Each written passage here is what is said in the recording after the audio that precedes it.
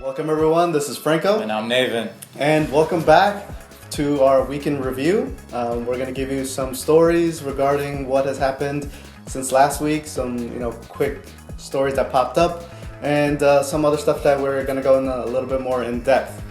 First and foremost, we have the Suicide Squad. Apparently, Warner Brothers is throwing out... fun movie. Yeah, so they're throwing out a bunch of stuff at us, or they're spending a bunch of money to reshoot a bunch of stuff. Either the rumor was that they're going to do either inject more comedy into the movie, or inject more action, or both.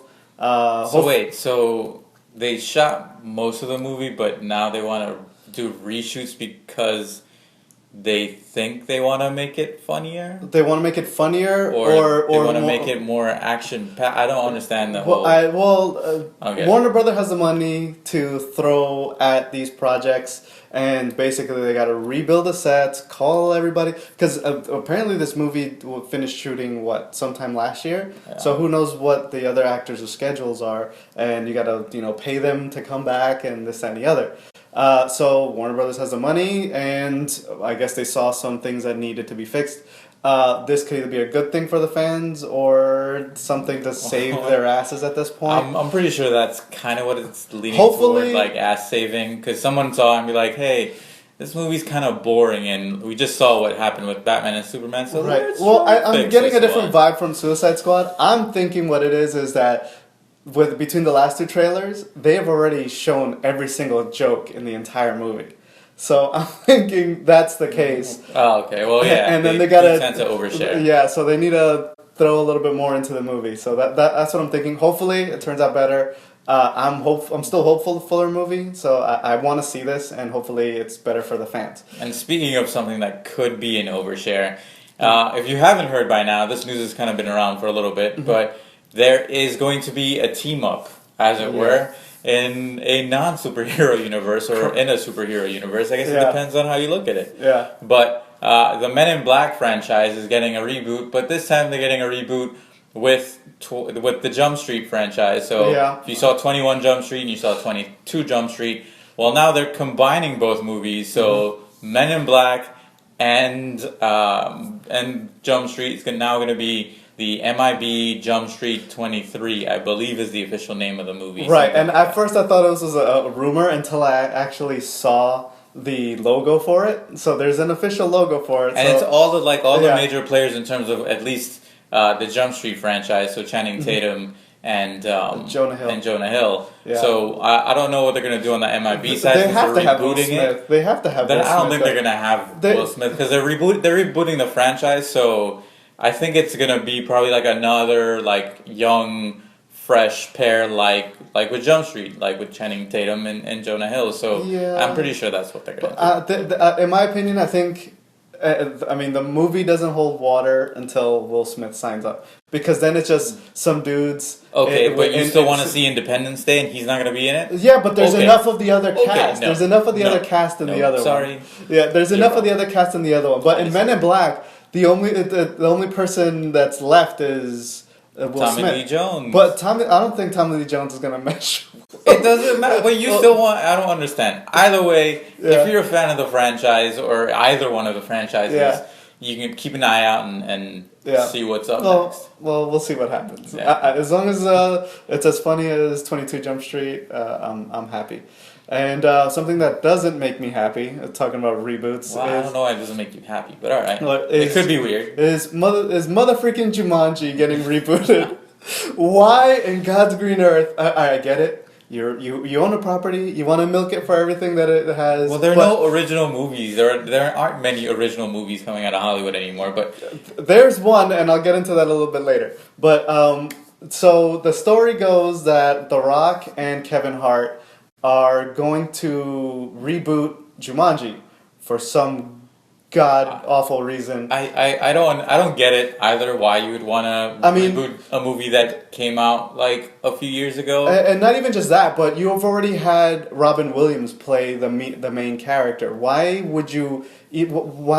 could you top that, is what I'm saying. It's I get it, the special effects need to be redone, or this, that, and the other, but it was already a really good story. You already have freaking Robin freaking Williams redo, like, how do you beat that? I mean, well, apparently The Rock is going around remaking old movies. I mean, or old things because he's doing Big Trouble in Little China. And they're doing Baywatch right now. See, but Baywatch is such a flimsy story to begin with. No, but I'm just saying in terms of like apparently the Rock's new career is remakes. He's like Milli Vanilli, like he's singing other people's songs. I love The Rock. The Rock's great. I see like the majority of Rock movies, but I don't understand why he's legitimately picking all these movies that are every movie he's in. I feel in the near future is a remake of something. Right.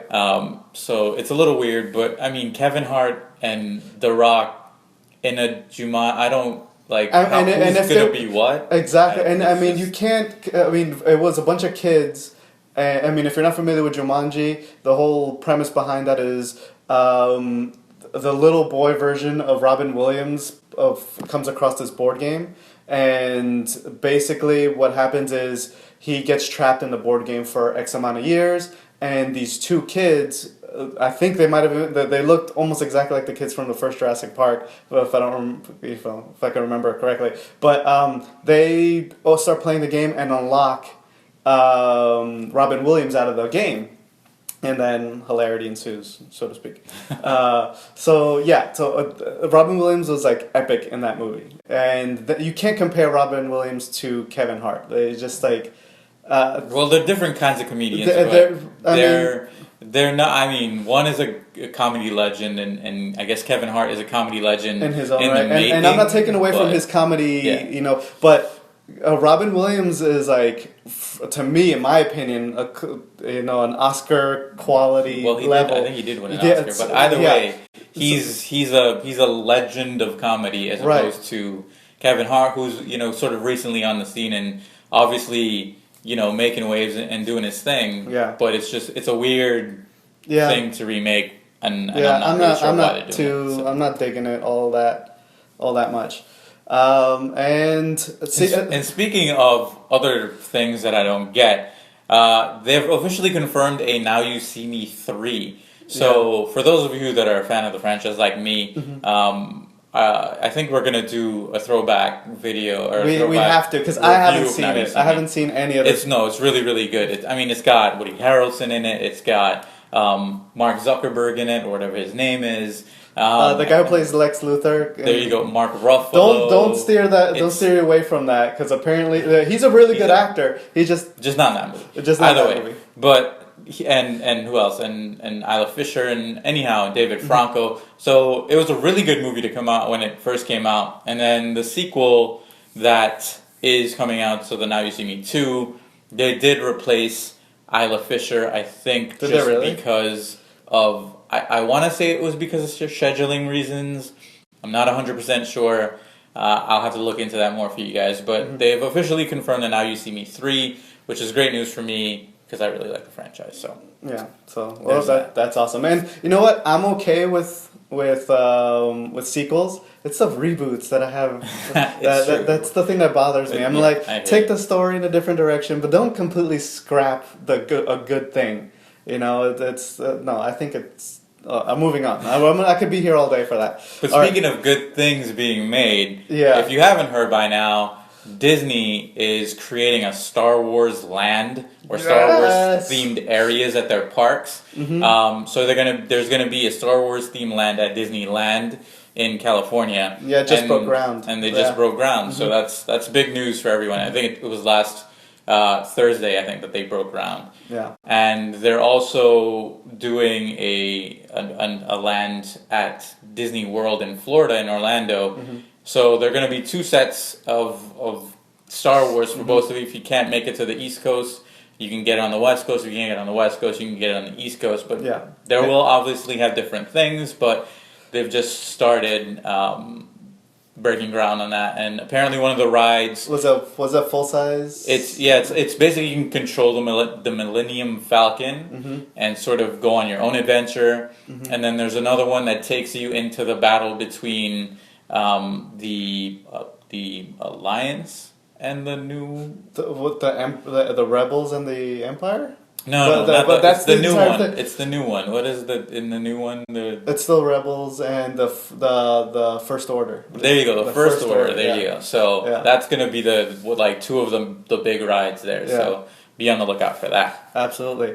And now that we're on Star Wars, sad to say that I'm a huge Star Wars fan, but apparently I didn't get my facts right, and some of these were brought. Apparently, not as big as a fan as you think. Apparently not. And my Rogue One video, if we want to go back and watch it, I'll put a link in the description below. I am completely embarrassed to say that I got the first Star Wars, The New Hope, confused with the Return of the Jedi, when I said that Mon Mothma was from the New Hope, and like a moron, that's what I had clicked in my head. But I apologize. I meant to say the Return of the Jedi.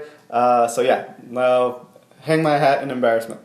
All right. So now stuff that actually is not so embarrassing.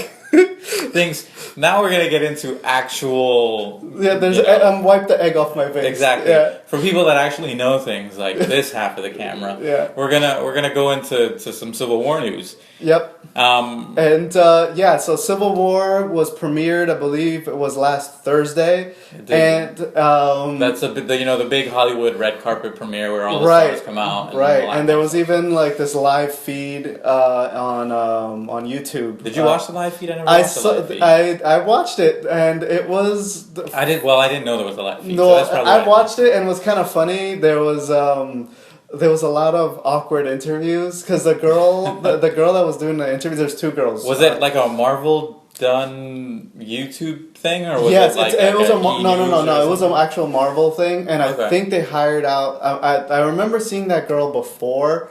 This is redheaded chick. Okay. I remember seeing her before, and she was very enthusiastic, and I loved it, and I loved the energy. But it seemed like she was a little bit more enthusiastic than the other people that she was interviewing. So but she was fangirling, and you know, I think we all would have. I would have been 10 times more like flipping out, you know, talking to like Vision and Robert Downey Jr. and so on and so forth. Yeah. So. But the movie got really so far. If you haven't. Yeah, if you check on a lot of us don't want to, but a lot of the critics that have seen the movie have actually given it really, really great reviews. And when I say really great reviews, they're saying that this is probably the best Marvel movie of any of the Marvel movies. And this is a 13th movie. And that's saying a lot just because Captain America, Winter Soldier was really highly regarded, the first Avengers is really highly regarded. So to say that Civil War is the best of all of them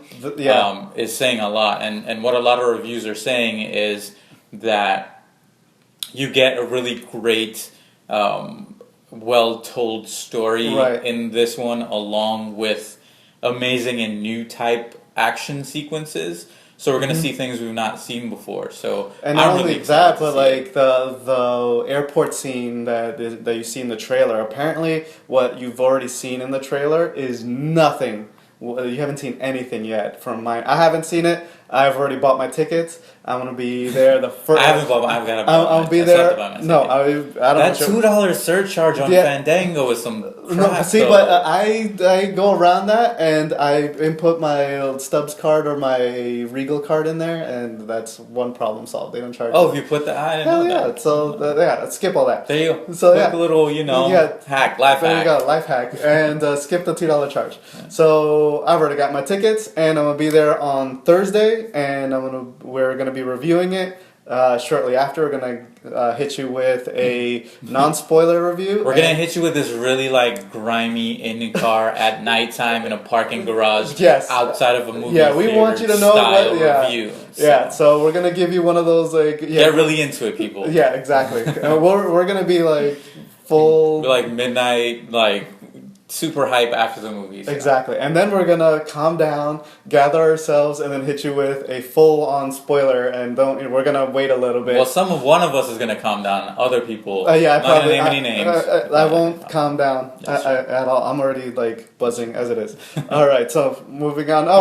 One other thing is, what do you think in comparison to Batman vs. Superman? Is it going to make about the same amount of money? I'm personally think it's going to make about as much Well, they're saying that even with the overseas box office, that Batman vs Superman is not going to hit that coveted $1 billion mark that the last few Marvel movies did. I think obviously, I'm almost certain that this movie will hit $1 billion. Having not seen it yet, just because of the great reviews it's getting. Which I think it's like a really 95 or 94% on Rotten Tomatoes right now. It started off. It's funny because like it had 18 reviews and it was already at 100% on Rotten Tomatoes. So so it's at 94, 95 last time I checked. So I mean, haters gonna hate sort of thing, but yeah, it's still way the hell up there. It should. I think it will. It'll.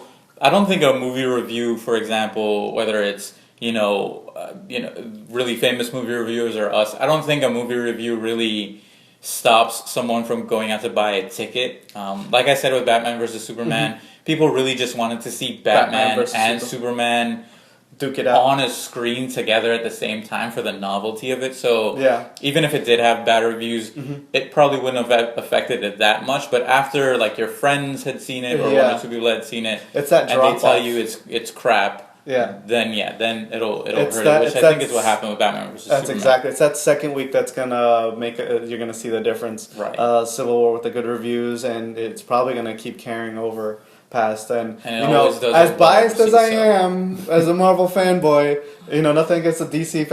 I want to see a good movie from DC. I'm waiting, which is why I'm excited for Suicide Squad. So I'm not, completely counting them out, but still, I'm still thinking that Civil War is gonna. Well, we'll wait. We'll see what happens. But it's gotten really great reviews, and we're both, like I said, we're both excited to see what happens. Absolutely.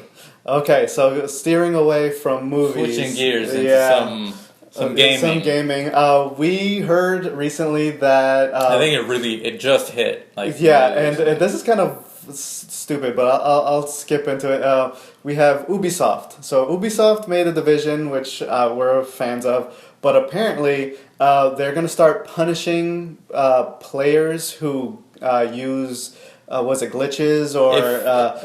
They're calling glitches in general. There's a specific glitch. If you've played The Division, there's a glitch in it with the Falcon Lost incursion, the new incursion that just popped in the April 12th update. So if you played that, there's a way to glitch into the game without being there's the 15 battles that you have to get into, and then you can fight the boss. Well, with the glitch, you can skip past all of those and literally just fight the boss, and the boss doesn't even shoot back at you because it doesn't realize you're even in the area, which is where the glitch part comes in. But that glitch is basically you can farm the living daylight out of it and get like the best high-end weapons and all the new gear sets that they just released in the Division. So it's pretty much it's a game-breaking glitch. Yeah. But what Ubisoft wants to do now, they're punishing people now. They want to punish. They don't know how. They've said that they're gonna punish people, but how they're actually gonna punish people, they don't know yet. Yeah. But before even getting to the point of punishing people, why? I mean, they're the ones that made the game. They screwed up and didn't put up an invisible wall in this spot or whatever it is. Instead of fixing the glitch and say, hey, all these people that farmed this area, thanks for pointing this glitch out and using the exploit. It sucks for other people that didn't join it. Like what happened in Destiny. There were these several caves that people just farm engrams over and over, and this happened for a month straight. Yeah, and then after a month they patched it. And I know that people got a Galahorn and stuff like that. I don't think you got off that Luke cave. I've seen people that got Galahorn off of that. They could have gotten it. Maybe but either way, so then. So it's a similar thing. Bungie patched that glitch and that exploit, and then they said good job for if you caught the glitch and you got in there, benefited from it. That's hooray! But the thing with the Division is it's just and I said it before. Like the game is really sort of it's kind of one dimensional in sort of its ways. So and it uses your level.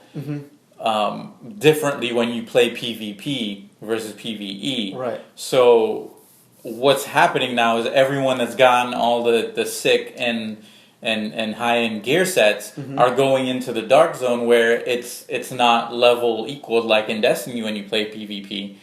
and they're like legitimately just squads of guys going out and just being rogue and just owning everyone in the face. So right. They've literally broken their own game because of what I guess what games are doing now. Like I hate that now that almost every game now is you come out with a game. And there's so many bugs in it, but they're like, we have the release date of October 1st, and we'll just patch it. And we'll just patch it. Like Destiny, there was a patch there was an update for Destiny legitimately every Tuesday from the launch of the game, even up to today. Yeah. There's like a patch every week, and now the Division is going to have to be the same way because they launched the game, they didn't bug test it correctly, it's unfinished, and now they're like, oh, well, we'll patch it. But now that there's this huge bug that they didn't catch, now they want to punish people for taking advantage of it. That's garbage. I think it's pretty sad, Yeah, no. I get it. I think it's beyond sad. I think it's just garbage. It's just completely... They're trying to... shoot out a hot fix, like... No, exactly. And they're trying to move the blame onto the player. Exactly. Who you've already coughed up the $60 to play the damn game. It's true. And then you've already given them money, basically, the permission to play this bloody game. And then after that, you are helping them by fixing the game... And then on top of that, they want to punish you for it. So, I don't know. Take that however you want. I'm not happy about it. We want them to fix the glitches. Yeah. Obviously, you don't want to ruin the whole gameplay and the experience of the game by just go, okay, well, I know where I can get all these high-end stuff, and you just go and you do that, and then you've legitimately gotten everything you can in the game. Yeah, we get that. We want them to fix glitches, but why would you punish people You wouldn't have known about that glitch unless... unless there was a glitch to exploit. Yeah, exactly right. So it's in one way or another, it's to the benefit of everybody by finding these glitches. It's true. Get to work.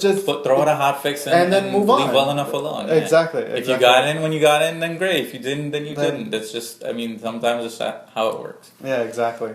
So now we're. I think we've beat that horse. We did kind of beat that horse to the ground, and it's dead. And we've buried it. It's buried now. Okay. Yeah. So now we're moving on to Game of Thrones. from one dead horse to another. Yeah. So Game of Thrones comes out next Sunday, if I would remember correctly. Yeah, next Sunday. Next Sunday, and one of the big things is nobody really knows what is going to happen next because we've already moved past the books as of last season. Yeah, season 5. Like I think midway through season 5 or something, they passed the book. So those elite people that read all the books ahead of time, and then you. So wait, so does that mean that George Martin, the guy that wrote Game of Thrones, George Martin? Yeah. Does he have control over what happens in the HBO series, or do the HBO creators? Are they going to... He's there, from my understanding, he's there more of an advisory capacity.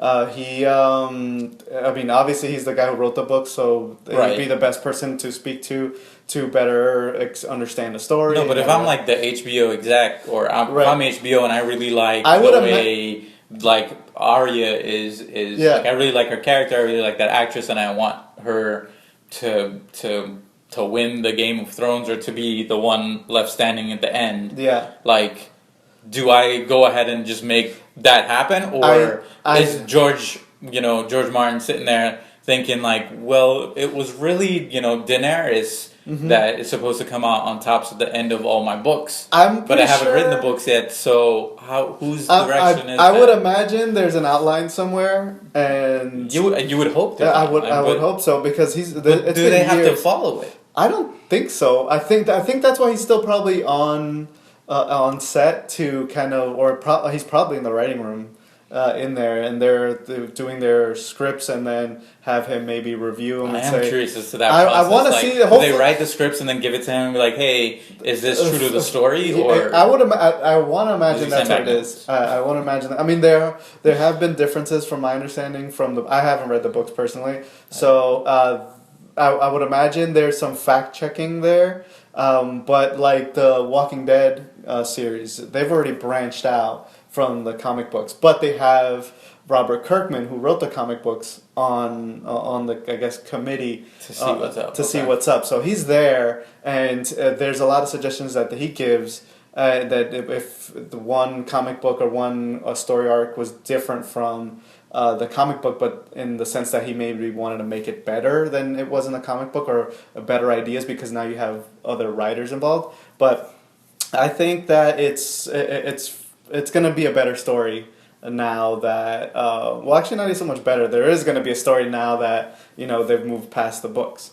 I don't know what that means, that there's going to be a story now that they've moved past. Because there's no book out yet, so people that are there's not going to be any spoilers. Well, I mean, he had a clear story because they're fucking books and it's a story, but it's the direction they're going to take it, and HBO did, they bought the franchise, so and they're doing a really good job of it. Well, at least I think so. They're following books, but for God's sakes, it's like Zack Snyder. You just point him in the right direction, just make sure he recreates it exactly, and he's fine. Yeah. Anyhow, but where do they go? Do they have that autonomy to take it wherever they want to, or are they at the? That's a good thing to comment if you know below, because we're curious as well. Yeah.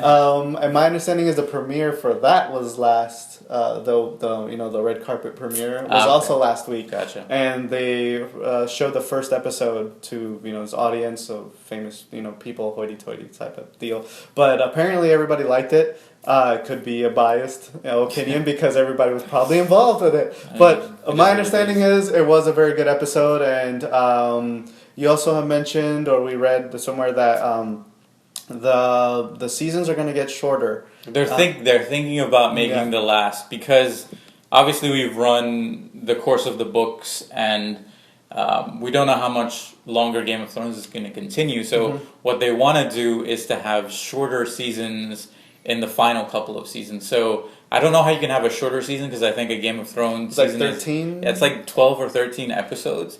So are they going to have like 7? 7? 10? Maybe the next season will be 10, and then after it'll be 6? Are they going to rock them like, because Sherlock, if for those of you that are fans of Sherlock or other BBC shows, Sherlock has like an episode, or like a series or a season of 3 episodes. So are they going to do that and just make them a bit longer? Each episode was like 2 hours long. Right. So are they going to do that and make them a little longer, or are they going to... How's it going to work? It's going to be... It's a weird thing. So you Game of Thrones fans out there... Or experts. Let us know, or, if you're not and you're like us, as soon as we see any new news, we'll let you know. Exactly. Yeah. And so if you haven't been caught up to Game of Thrones, it's on HBO Go, HBO Now, so you can binge watch it. You still got a week. Like I said, it isn't that long of a season, so you can do that. Yeah. And speaking of binge watching, Amazon Video or Amazon Prime, they're going to they're going to separate it, they're going to give you that option? Well, they've separated it now, so you have, I guess, the option. There is Amazon Prime, Amazon Prime Video. So Amazon Prime Video is that video on demand service. If you have Amazon Prime, you have Amazon Prime Video. And audio and music as well. And music. So that service is now a standalone service. So if you don't want Amazon Prime, you can just get Amazon Prime Video. But if you have Amazon Prime... If you have, it's still a thing. Okay, that's what I was worried about. I have it. Still a thing. I have it. I was getting worried. I was like, shit, I got to cough up another $10. I'm fairly certain it's still a thing, but... what they're doing is they're creating a standalone service like Netflix. So it's a direct competitor for Netflix now. So there is Amazon Prime Video and there's Netflix. So they're both meant to compete with each other. It's $9 is the Amazon Prime Video offer. Right. So for those of you that like Amazon Prime Video, but you might not have wanted Amazon Prime shipping, you can it's now a new option. And I don't see why you wouldn't want it. I mean, if you don't shop on Amazon, it's just it's a new product for them in the market, and again, there's nothing really on that sort of Netflix level, but a lot of the shows that they have on Netflix, they do have similarly on Amazon Prime. So they are starting up with like the original series. Right, and they're doing that as well. The Man in the High Castle. If you haven't seen that, that's amazing. and then they're bringing Top Gear. Not exactly Top Gear. It's everybody from it's the soul of Top Gear. The good bits of Top Gear, and rebranding it because of the whole drama that happened in the BBC.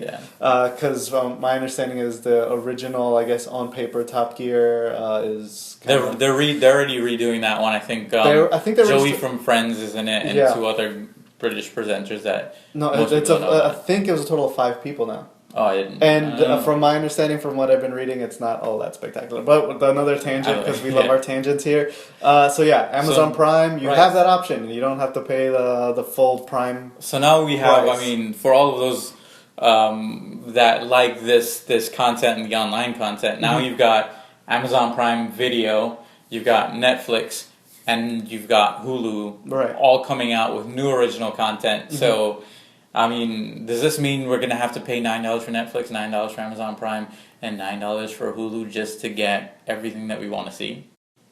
Still cheaper than cable. It is still cheaper than cable. Yeah, because what do you think? It's like $30 versus however much, your cable packages. Most cable packages, like 100 plus at least. So anyway, you still have to pay for internet. Yeah, I guess, but still, I think it probably end up cheaper, and you're more specific to what you want. But anyway, that pretty much concludes our weekend review. Let us know what you thought about it.